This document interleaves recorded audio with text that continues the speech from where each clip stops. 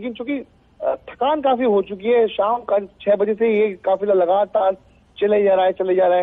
Media के साथी भी लगातार पल पल की कवरेज दे रहे हैं, तो ऐसे माना जा रहा है कि कोटा में ये काफिला अब रुकेगा। जी ठीक है, ये जानकारी मिली और बड़ी जानकारी, बड़ा अपडेट आपने दिया है कि हो सकता है ये काफिला कोटा में रुके। अभी कोटा पहुंचने में वक्त है।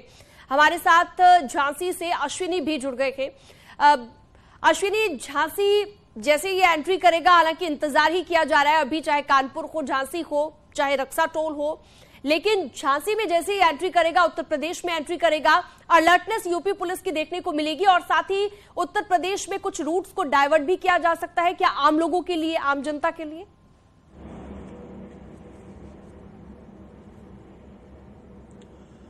बिल्कुल, जिस तरीके से झांसी का जो रक्सा टोल है वहां से जब अतीक का काफिला यूपी में प्रवेश करेगा, तो इसके बाद यहां से तकरीबन 110 किलोमीटर की जो दूरी होगी बुंदेलखंड एक्सप्रेसवे के लिए, वो तय करेगा काफिला। ऐसे में संभावना लगाई जा रही है कि जब कट पड़ेगा, जालौन का जो कट पड़ेगा बुंदेलखंड एक्सप्रेस पे चढ़ने के लिए, तो कहीं ना कहीं वहां पर थोड़ा सा जो रूट डाइवर्जन है काफिले के गुजरने को लेकर के, वो थोड़ा जरूर रोका जाएगा। हालांकि इस समय हम सेमी टोल प्लाजा पे खड़े हैं और यहाँ का जो रूट है वो पूरा रूट क्लियर है इस समय, रक्सा टोल प्लाजा से लेकर के सेमी टोल प्लाजा, इसके अलावा आगे 1 टोल प्लाजा पड़ता है, 3 प्लाजा यहाँ पड़ेंगे, टोल पड़ेंगे। वहाँ का जो तकरीबन 120 किलोमीटर का रूट है वो पूरी तरीके से क्लियर है। यहाँ पर रूट पर जो चप्पे चप्पे में जो सुरक्षा व्यवस्था है वो तैनात कर दी गई है। जितने भी ढाबे पड़ते हैं आसपास के, उनकी तलाशी ली जा सकती है। इसके अलावा खास तौर से टोल प्लाजा जहां पर जो काफिला थोड़ी देर के रुकेगा, उसको लेकर के बेहद संवेदनशीलता बढ़ती जा रही है। जिला प्रशासन के स्तर से यहाँ पर बड़ी संख्या में जो पुलिस बल है उसकी तैनाती कर दी गई है, सादी वर्दी में भी पुलिस बल तैनाती कर दी गई है। तो कुल मिलाकर के जब झांसी में प्रवेश करेगा, तो झांसी में प्रवेश करने के लिए पहला रक्सा टोल पड़ेगा, इसके आगे तकरीबन 80 किलोमीटर की दूरी पर सेमी टोल पड़ेगा। इसको क्रॉस करने के बाद फिर जालौन जिले में जब प्रवेश करेगा, झांसी कानपुर नेशनल हाईवे से जो काफिला होता हुआ जाएगा, तो वहां पर 8 टोल पड़ेगा। उसके बाद 8 के पास ही एक कट पड़ता है, उस कट को पार करके झांसी नेशनल हाईवे को छोड़ने के बाद जो काफिला है अतीक का, वो काफिला बुंदेलखंड एक्सप्रेस हाईवे पर चढ़ेगा। वहां पर चढ़ने के बाद सबसे पहले हमीरपुर जिला आएगा, इसके बाद महोबा जिला आएगा, फिर बांदा जिला आएगा, फिर चित्रकूट जिला आएगा। चित्रकूट जिले में थोड़ी सी दुविधा हो सकती है कि 2 रास्ते हैं प्रयागराज जाने के लिए, एक मऊ रास्ता है वहां से जाता है और दूसरा राजापुर पड़ता है, वहां से भी रास्ता जाता है प्रयागराज के लिए। तो कहीं ना कहीं चित्रकूट जिले में थोड़ी सी असुविधा हो सकती है कवरेज के लोगों में कि आखिर 2 रास्तों में जो, और दोनों ही रास्ते सही हैं। तो कुल मिला करके तकरीबन झांसी से प्रयागराज का जो रास्ता होगा वो 7 घंटे 20 मिनट का होगा। 420 किलोमीटर की दूरी है झांसी से प्रयागराज की। ऐसे में 5 से 6 जिले होंगे, वो कवर करता हुआ यानी क्रॉस करता हुआ जो काफिला है वो अतीक का, वो प्रयागराज पहुंचेगा। झांसी से प्रयागराज तक का सफर आपने बताया कि 7 घंटे 30 मिनट का होगा, लेकिन बुंदेलखंड एक्सप्रेस वे पर चढ़ने से पहले का ये सफर कितना रहेगा झांसी से, क्योंकि यही वो रूट होगा जिस पर ट्रैफिक ज्यादा देखने को मिल सकता है। एक्सप्रेस वे पर चढ़ने के बाद तेजी से ये काफिला जो है चित्रकूट की ओर बढ़ेगा, लेकिन उससे पहले कितना वक्त तक जो है रन करना होगा इन गाड़ियों को बुंदेलखंड एक्सप्रेस वे पर चढ़ने के लिए, ये भी बताइएगा।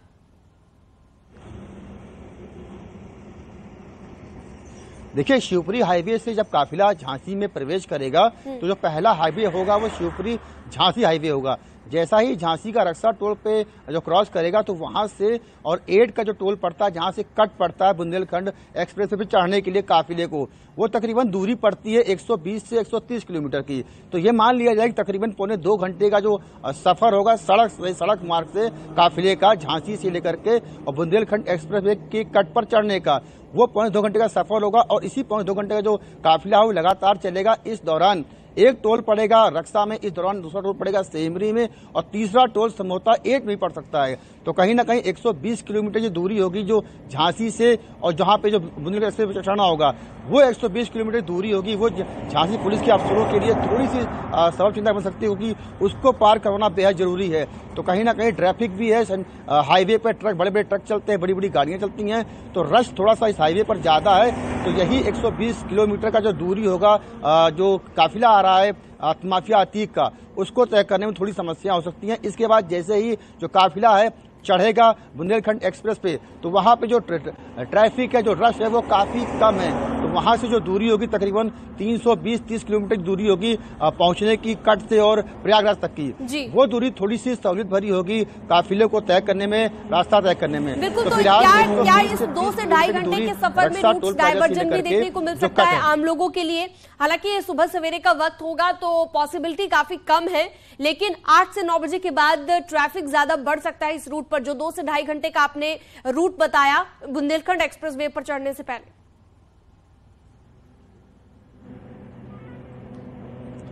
देखिए, जब रक्सा से काफिला निकलेगा टोल प्लाजा से, तो सबसे पहला जो एंट्री पॉइंट आता है वो कानपुर चुंगी आता है, यानी कानपुर टोल चुंगी आता है। वहां से पहला जो डाइवर्जन हो सकता है, लोगों को रोक दिया जाए 5-10 मिनट के लिए जब काफिला गुजरेगा। आप अपनी बात पूरी कीजिएगा। एक बार नवीन के पास कुछ अपडेट है। नवीन लगातार इस काफिले के साथ चल रहे हैं, बोलिए नवीन।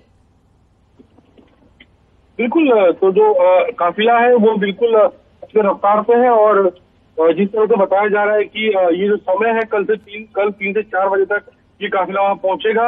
हालांकि संभावना ऐसी लग रही है कि आगे जाके थोड़ी देर के होल्ड हो सकता है, क्योंकि काफी देर से काफिला चल रहा है और गाड़ी जो है वो बिल्कुल भी कहीं पे भी करीबन 10 घंटे हो गए रेस्ट नहीं है, तो ये आगे जाके कुछ होल्ड हो सकता है। लेकिन अब देखना ये है कि क्या प्लानिंग रहती है और सबसे बड़ी बात की जो उनके ऑफिसर्स है ऊपर से क्या इनको सूचना दी गई है, उस सूचना के आधार पे ही आगे ये पूरी जो कार्रवाई है वो की जा सकती है। यानी कि कोटा अभी पहुंचने में वक्त है, लेकिन कोटा में ये काफिला रुक सकता है, इस तरह की जानकारी आप बता रहे हैं?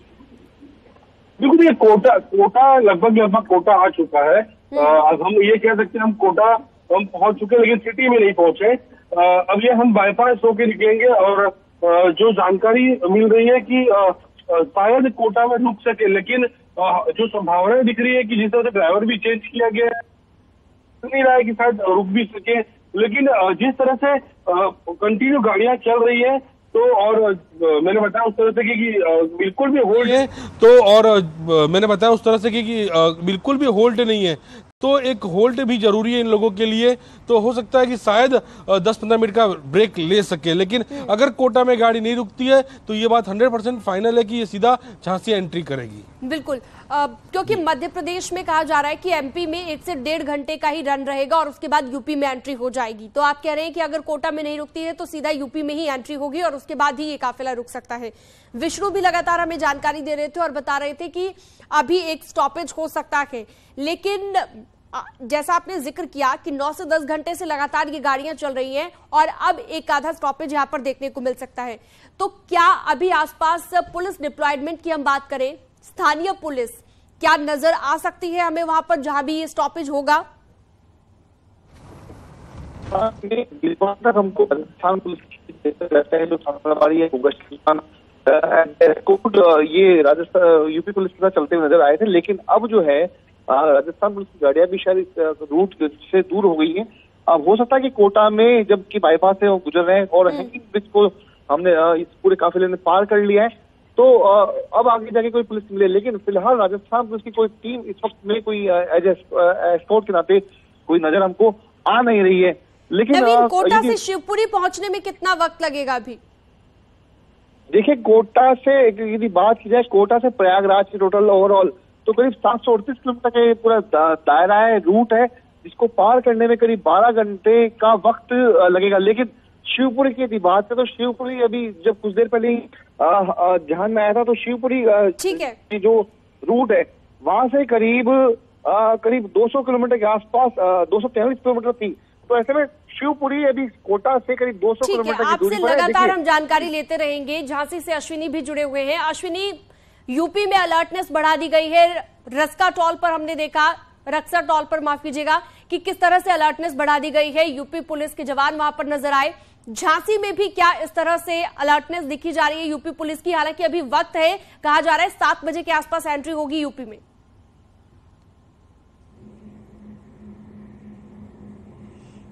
देखिए, यूपी में अलर्टनेस का आप आलम जान सकते हैं कि जो काफिला है वो काफिला फिलहाल झांसी और जालौन के बॉर्डर से कटेगा और बुंदेलखंड एक्सप्रेसवे पे चढ़ेगा। लेकिन अलर्टनेस की बात की जाए तो आगे कानपुर देहात भी पड़ता है, वहां की भी पुलिस को अलर्ट कर दिया गया है। इसके अलावा जो तमाम जो अन्य जिले हैं जहां से काफिला गुजरेगा वहां की पुलिस को भी अलर्ट कर दिया गया है। एडीजी जोन कानपुर के साथ साथ एडीजी जोन इलाहाबाद प्रयागराज हैं, उन्होंने भी साफ तौर से जितने भी जिले पड़ते हैं जहां से काफिला गुजरेगा स्पष्ट आदेश, सख्त आदेश कर दिया है कि किसी भी सूरत हाल में किसी भी तरीके की कोई चूक नहीं होनी चाहिए जब तक काफिला गुजर न जाए। तो कहीं ना कहीं झांसी से लेकर के और प्रयागराज तक जहां तक ये काफिला गुजरेगा और जिन जिन जिलों से होकर के गुजरेगा वहां पे जो सुरक्षा व्यवस्था है वो अभी से ही बेहद पुख्ता कर दी गई है। और जो सड़कों पर है, जो हाईवेज पे है, जो टोल पे है, वहां पे पर्याप्त पुलिस बल अभी से ही नजर आ रहा है। हालांकि काफिला है उसको आने में भी थोड़ा समय जरूर है, लेकिन यूपी पुलिस के जो अधिकारी हैं, जो यूपी पुलिस के जो मुखिया बैठे हैं लखनऊ से लेकर के कानपुर जोन में और इलाहाबाद जोन में, वो किसी भी तरीके की कोई चूक नहीं चाहते, कोई रिस्क नहीं लेना चाहते, होनी भी नहीं चाहिए, चूक होनी भी नहीं चाहिए। और एसटीएफ और पुलिस की प्राथमिकता भी यही है कि अतीक को सुरक्षित प्रयागराज तक पहुंचाया जाए। आप सभी लोग हमारे साथ बने रहिए। अतीक को लेने पहुंची यूपी एसटीएफ को देखते ही अतीक बुरी तरीके से घबरा गया। यूपी नहीं जाना पड़े इसके लिए तमाम बहाने भी बनाने लगा। कभी बीमार होने का बहाना बनाने लगा तो कभी उसने अपनी जान को खतरा बताया। लेकिन तकरीबन 9 घंटे की कागजी कार्रवाई के बाद गुजरात पुलिस ने अतीक को यूपी पुलिस को हैंडओवर कर दिया और करीब 5:30 बजे के आसपास जब अतीक जेल से बाहर निकला तो गिड़गिड़ाने लगा। माफिया के चेहरे पर मिट्टी में मिलने का खौफ साफ तौर पर दिखाई पड़ रहा था।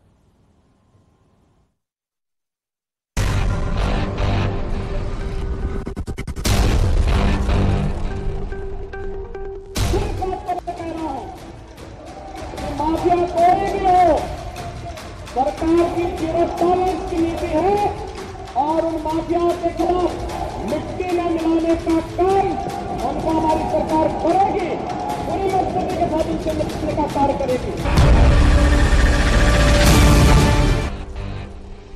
हत्या उनका प्रोग्राम मालूम है। अतीक अहमद जो कभी खौफ का पर्याय था आज यूपी एसटीएफ को देखते ही गिड़गिड़ाने लगा। अचानक उसे मौत का डर सताने लगा। हत्या होने का अंदेशा उसको बेचैन कर गया। आज माफिया के चेहरे पर मिट्टी में मिलने का खौफ साफ साफ नजर आया। हत्या आपको डर है? आपकी हत्या हो जाएगी। अतीक जी डर है आपको? डर है क्या आपको? उनका प्रोग्राम मालूम है। क्या है? क्या लग रहा है आपको? ये वो अतीक है जिसकी पूर्वांचल में कभी तूती बोलती थी, लेकिन जैसे ही यूपी एसटीएफ के स्पेशल 45 टीम साबरमती जेल पहुंची तो थर थर कांपने लगा। कभी पेट में दर्द का बहाना बना रहा था तो कभी सिर दर्द, लेकिन योगी की पुलिस के सामने उसकी एक ना चली। जब यहाँ के जेल से वो उसको जाना था, जब प्रोसीजर आखिरी कंप्लीट हो रही थी तो उसने सारी मेडिकल स्वास्थ्य को लेकर, मुझे दर्द हो रहा है, सीने में दर्द हो रहा है, मुझे ये हो रहा है, मुझे पता नहीं बीपी कम हो गया है, तो सारी चीजें उन्होंने वहां पर की कि उस बहाने में मेडिकल ग्राउंड पे उसको रहने का मौका मिल जाए। लेकिन पुलिस ने एक ना सुनी। डॉक्टर भी वहां मौजूद थे, समझ रहे थे सारी चीज। गैंगस्टर जितनी बातें अपनी बता रहे थे पुलिस भी समझ रही थी और मेडिकल ग्राउंड स्टाफ भी देख रहा था। तो ऐसे में सारी उसने कोशिशें कर ली, अपने हिसाब से वकील के जरिए भी कहलवा दिया, सुप्रीम कोर्ट में भी गुहार लगा दी कि साहब मुझे डर लग रहा है। साबरमती जेल में करीब सुबह 9 बजे यूपी की पुलिस पहुंची थी, लेकिन कागजी प्रक्रिया पूरी करते करते करीब 5:30 बज गए। हर वो जांच पूरी की गई जिससे अतीक को यूपी ले जाने में कोई बाधा न पहुंचे। गुजरात पुलिस ने हर उस पहलू की जांच की जो कोर्ट के आदेश के मुताबिक जरूरी थी। यहाँ तक कि यूपी से गई पुलिस असली है या नहीं, इसकी भी तफ्तीश गुजरात पुलिस ने की। जब अतीक को लेने के लिए पुलिस आई तो सुबह 9 बजे यहाँ पर जेल पर पहुंची थी, लेकिन 9 से 5:30 का वक्त, आप अंदाजा लगा लीजिए, इतने घंटे जस्ट उसका वेरिफिकेशन। और वाकई में ये पुलिस वही है। 50 चीज़ें ऐसी थी जो लीगल टर्मिनोलॉजी पर उनको चेक करनी थी। उसके अलावा चूंकि गुजरात में अंदर ये अतीक कोई आरोपी नहीं है, ना ही उसको यहाँ की कोई पुलिस इस मामले में कोई जांच कर रही है। ऐसे में गुजरात पुलिस की भूमिका या कहें कि जेल की भूमिका केवल और केवल उसकी कस्टडी की थी, जो सुप्रीम कोर्ट के कहने पर दी गई थी। इस वक्त अतीक का काफिला प्रयागराज की ओर बढ़ रहा है, लेकिन किस गाड़ी में अतीक है इसका पता किसी को नहीं है, क्योंकि पुलिस की 2 प्रिजन वैन दोनों सेम कलर की है और दोनों एक दूसरे को ओवरटेक करते हुए निकल रही है। पर अतीक के जो गाड़ी में जो ब्लू कलर की पूरी गाड़ी है उसको बाहर से ताला भी लगा दिया गया है। यहाँ तक कि दोनों जहाँ खिड़कियाँ होती हैं उस पर भी पर्दे लगाए दिए हैं, यानी कौन अंदर ट्रैवल कर रहा है ये समझ में ना आए। और दो गाड़ियाँ हैं, दोनों में से कहाँ पर है, क्योंकि वो गाड़ियाँ भी आगे पीछे होती रहती है, तो ऐसे में पता ना चले कि कौन सी गाड़ी में वो अतीक को बिठाया गया है। दोनों सेम कलर की है और दोनों के आगे पीछे दो और गाड़ियाँ हैं। साबरमती जेल से राजस्थान मध्य प्रदेश के रास्ते अतीक को लेकर यूपी पुलिस प्रयागराज पहुंचने वाली है। करीब 20 घंटे का सफर तय करने के बाद अतीक वहां होगा जहां उसके किए की सजा तय की जाएगी, यानी प्रयागराज। Bureau report.